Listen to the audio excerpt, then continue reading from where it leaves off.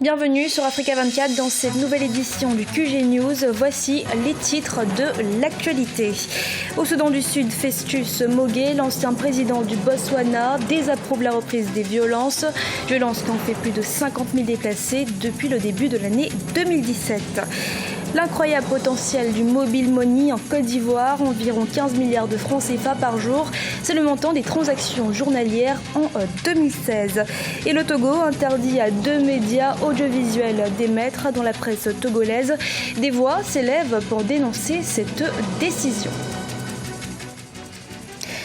Mais d'abord, au Congo-Brazzaville, le ministère de l'Intérieur va octroyer une subvention de près d'1 milliard de francs CFA à 19 partis politiques sur les 153 que compte le pays. Parmi les critères retenus pour recevoir cette aide figure le nombre des élus au niveau des institutions électives. Toutefois, en acceptant ce financement, il est interdit aux partis politiques de recevoir des financements de personnes publiques, privées, étrangères, des entreprises, des églises ou encore des dons. L'ancien président du Botswana qui dirige l'organisme d'évaluation des accords de paix condamne le regain de violence au Soudan du Sud. Lors d'une réunion tenue ce mercredi 8 février à Juba, Festus Mogae s'est dit préoccupé par la situation. Birama Saounera. L'organisme de surveillance de l'accord de paix au Soudan du Sud a condamné la recrudescence de la violence dans certaines parties du pays. Selon les agences d'aide, plus de 50 000 personnes ont fui le conflit depuis début 2017. La commission conjointe de suivi et d'évaluation appelle tous les protagonistes à un cessez-le-feu immédiat et à reprendre le dialogue.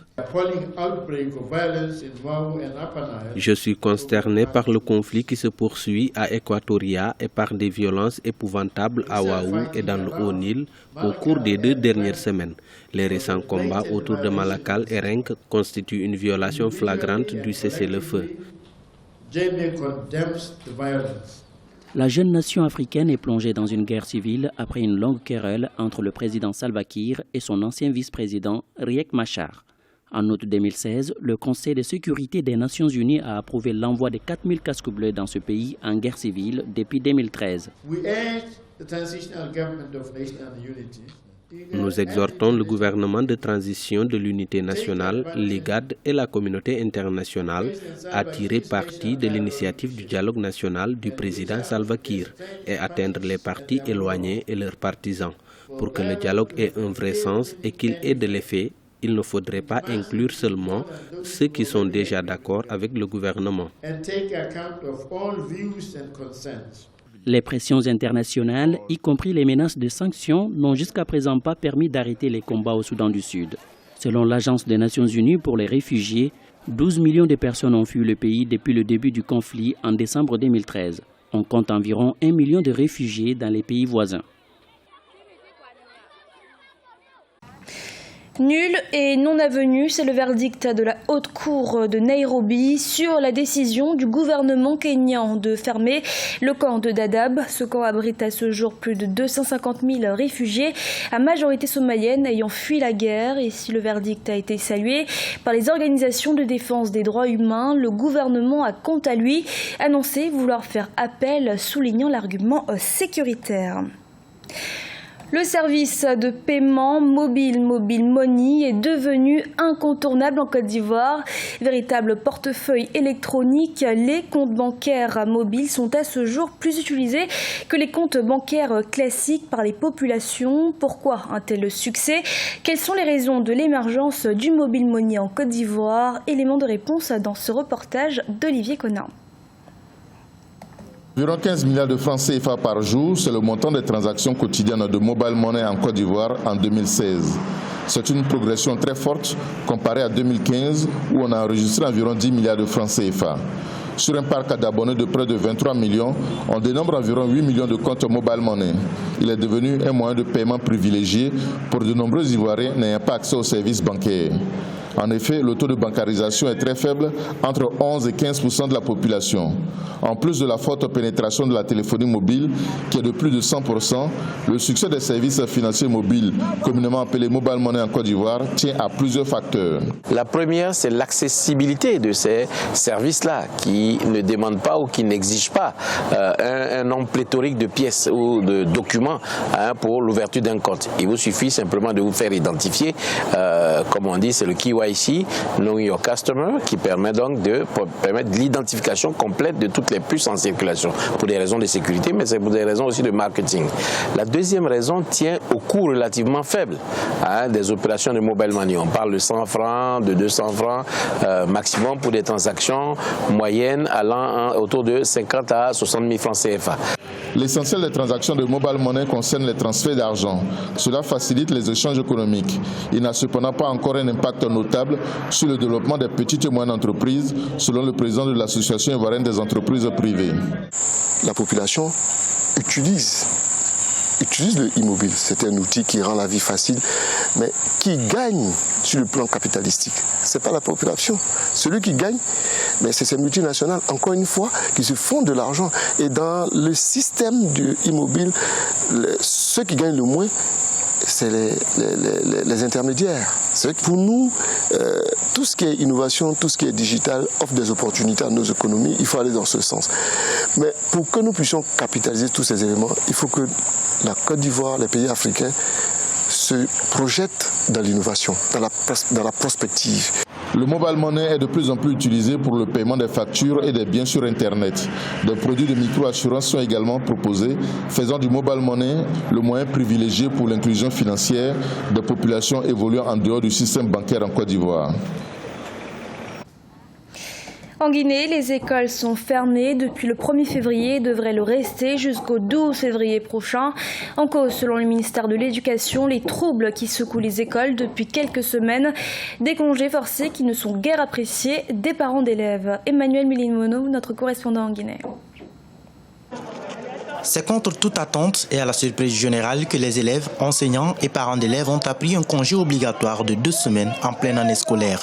Dans un communiqué conjoint du ministère de l'Enseignement préuniversitaire de l'alphabétisation et celui de l'enseignement technique et de la formation professionnelle, le motif est clair, permettre aux enseignants nouvellement recrutés de rejoindre leur lieu d'affectation. Un argument jugé trop léger aux yeux de beaucoup d'observateurs. Pour ce manque d'enseignants-là, ils le savent, mais ils n'ont pas été clairs avec le président de la République. Il faut dire au président ce qui ne va pas. Ce manque d'enseignants-là, il est criard. Cette mesure coïncide avec le lancement d'une grève de 7 jours déclenchée par une coalition de 10 centrales syndicales le 1er février 2017. L'école est perturbée ces dernières semaines par des mouvements d'enseignants mécontents non recrutés à la fonction publique. Il s'en est suivi un boycott des classes qui entraîne les élèves dans les rues et occasionne des violences. Pour les parents d'élèves, le défi se pose désormais sur le rattrapage de tous ces jours perdus. Si les cours-là ne sont pas rattrapés, on se lèvera. Et en se levant, ils verront 1001 structures derrière nous. Parce que c'est toute la Guinée qui est fâchée aujourd'hui contre eux. Un système ne se gère pas par humeur. Face à cette situation, le gouvernement a jugé nécessaire de renvoyer en congé forcé des élèves qui, depuis plus de 2 semaines, n'ont cessé de manifester dans la capitale et certaines préfectures du pays. Ils exigeaient notamment la présence des enseignants dans les salles de classe désertées par des enseignants contractuels non admis au dernier concours de recrutement à la fonction publique. Et au Togo, la haute autorité de l'audiovisuel a retiré les fréquences de 2 médias privés qui émettent depuis 10 ans. Elle estime que ces 2 organes n'ont pas rempli les formalités d'autorisation. Il s'agit de la télévision La Chaîne du Futur et la Radio City FM qui appartiennent toutes 2 au groupe Sud Média. Fanny Mounché. La presse togolaise conteste la décision de la haute autorité de l'audiovisuel de retirer les fréquences de 2 médias, à savoir la Chaîne du Futur et la Radio City FM. Des négociations ont d'ailleurs débuté entre la HAC et plusieurs organisations représentatives de la profession. Le Conseil national des patrons de presse estime que plusieurs recours sont possibles. Il y a d'abord le recours judiciaire dont a parlé le responsable de ces médias, mais aussi il y a les discussions que nous avons déjà entamées, y compris avec la haute autorité de l'audiovisuel, avec d'autres institutions de la République, pour sensibiliser les uns et les autres sur les conséquences de cette décision et voir dans quelle mesure on peut, par exemple, envisager un moratoire qui permettrait demanderait à ces chaînes de régulariser leur situation au vu de la législation. Pour la HAC, les deux médias n'ont pas d'existence légale. Ils n'ont en effet obtenu aucune autorisation préalable avant de commencer à émettre en 2007. La Haute Autorité de l'Audiovisuel demande aux responsables de ces organes de déposer un nouveau dossier. Il a fallu 2012 pour que ces deux stations viennent à la HAC pour régulariser leur situation. Et depuis 2012, comme on n'avait aucune base de son lancement, il a toujours été difficile pour la HAC de lui apporter une solution.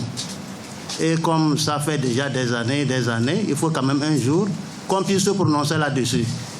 Et je pense qu'aujourd'hui, le moment est venu pour que la HAC enfin se prononce sur le cas de ces deux chaînes. Le groupe Sud Média, propriétaire de la chaîne du Futur et de Radio City FM, vient de déposer auprès de la Cour suprême un recours pour abus d'autorité contre la HAC. Une plainte qui est suspensive de la décision de retrait des fréquences. Ce journal a été réalisé par l'ensemble de la rédaction. Nous vous remercions de votre fidélité. Sans plus tarder, une nouvelle édition de l'actualité sur Africa 24.